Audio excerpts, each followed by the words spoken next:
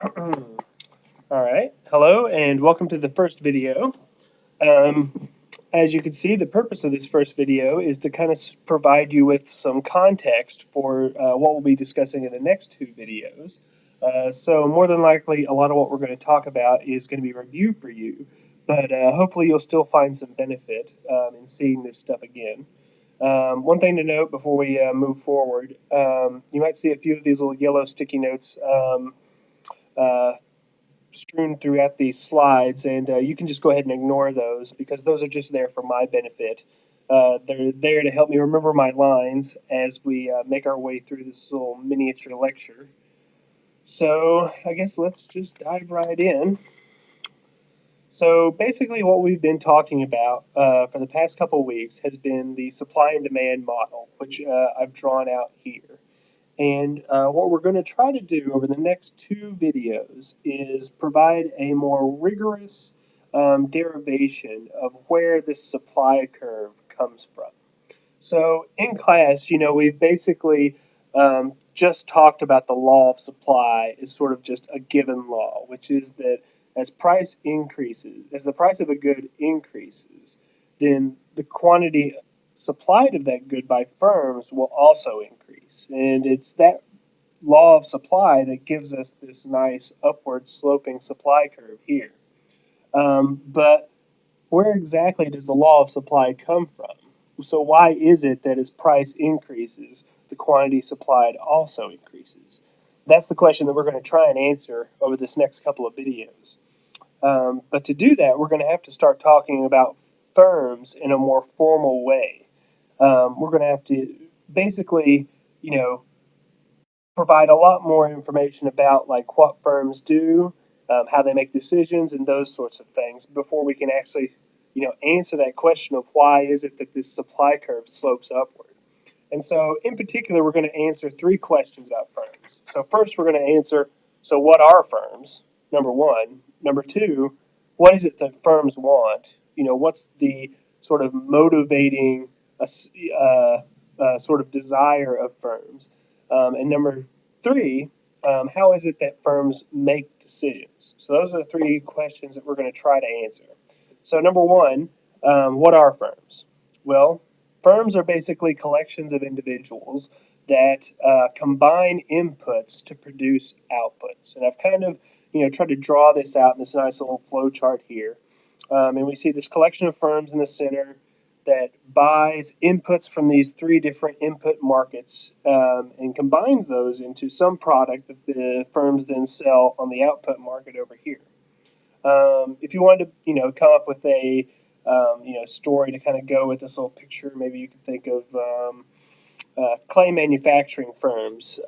Maybe they are buying clay from this market because they need clay materials to produce clay pots. Then they are hiring workers to form the clay into those pots.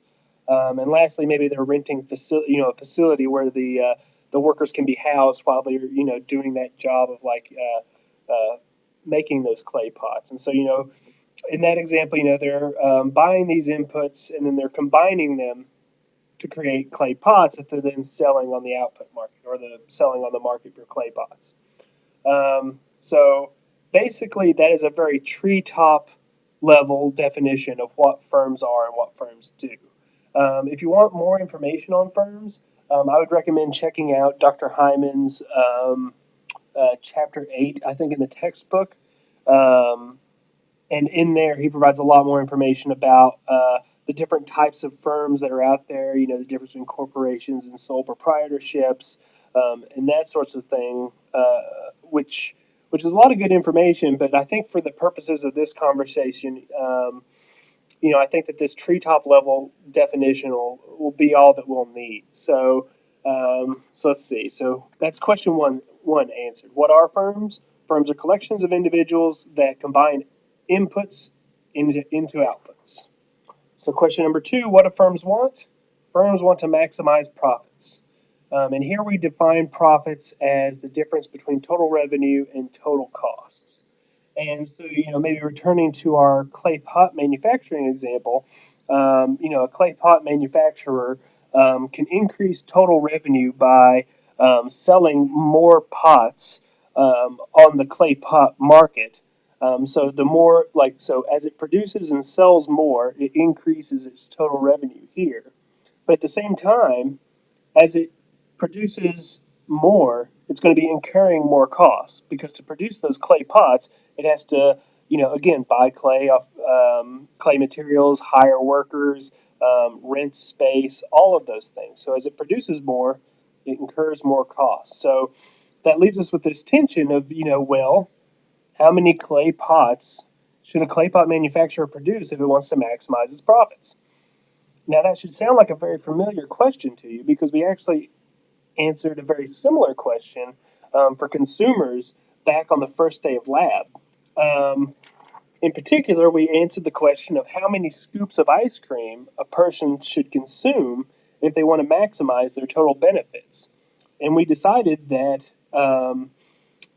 the way we would answer that question would be through marginal analysis. So I've reproduced the exact same example that we went over the first day of class, and we'll just step through it here just to kind of remind you exactly of how marginal analysis works. So basically, we had an individual that could eat anywhere between 0 and 5 scoops of ice cream, and we were given sort of his total benefit schedule, which I've reproduced here, and we said that for each scoop of ice cream that he eats, he's going to be charged $3. So here's his total cost schedule here, and as you can see, sort of like it increases by increments of three each scoop that he eats. So $3 for the first scoop, $6 if he eats 2 scoops, because that's an additional $3 for that second scoop. $9 if he eats 3 scoops, because each scoop costs $3, and etc. And so the question is how do we decide how much ice cream this person should eat? And like I said before, we decided to answer that question through marginal analysis. And so to do that, we calculated his marginal benefit, and we compared that with the marginal cost of each scoop of ice cream that he ate. And so as we can see, so if he eats 1 scoop, he receives $10 in benefit, but it only costs him $3 for that first scoop. So his marginal benefit exceeds his marginal cost, so we would say that he would definitely eat that first scoop. Similarly, for the second scoop, his marginal benefit exceeds his marginal cost, so we would say that he definitely eats that second scoop. And then we see for the third scoop that his marginal benefit is decreasing, so now the marginal benefit of eating that third scoop is only $3, which is exactly equal to the cost that he's paying um, for that third scoop. And so what we decided in class was that was where his total benefit was maximized. Because if he eats another scoop beyond this, if he eats a fourth scoop, he's only receiving $2 of benefit from that fourth scoop, but he's paying $3 in costs. And so he's actually, incurring more costs than he's receiving in benefits. So he's going to be worse off if he eats that fourth scoop than if he just stops at that third scoop. And so at this point, where his marginal benefit equals his marginal cost, is where his net benefit is maximized, which I kind of rewrote here just to make that point a bit more explicit. So here's the exact same benefit schedule. Here's the exact same total cost schedule. And I took the difference between those, total benefit and total cost, come up with this net benefit schedule. And so as we can see, the point where his net benefit is maximized is again at 3 scoops. And so once again, the way that we decided how many scoops that this person should eat was using marginal analysis. So if that's how we did it for consumers, is there a way that we can do that for producers? And I believe that there is. Basically, it's just that we have to think about it in very similar terms. So how do we want to maximize profits? We want to maximize profits by setting marginal revenue equal to marginal cost, and that's because um, the benefit for the firm is equal to their total revenue. So the total benefit for the firm is their total revenue because that is the benefit that they receive for each unit of output or each unit of good that they produce.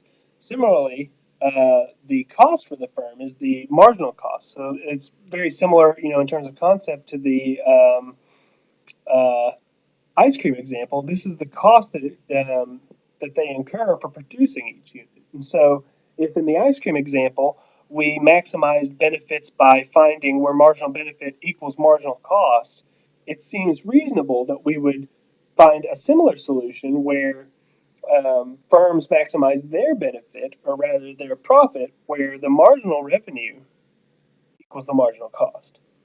So, how do we do that? Well, to do that, we'll need to actually define what marginal revenue for a firm is and what marginal cost for a firm is. So the first thing we're going to do is we're going to define marginal cost. Um, we'll see later that defining marginal revenue will depend on several different things, in particular the market structure that a firm is operating in. But marginal cost, this discussion is going to hold regardless of whether we're talking about a monopoly or a perfectly competitive firm. So that's where we're going to start. And that is going to be the subject of the second video. So hopefully this helps put things in context. The main point of what I was wanting to stress here was that the way that we analyze firms' decisions is exactly the same way that we analyze the decisions of individuals. So hopefully that provides you with a little bit of context and allows you to better appreciate what we're going to talk about in the second and third videos. So I guess I will see you in a moment.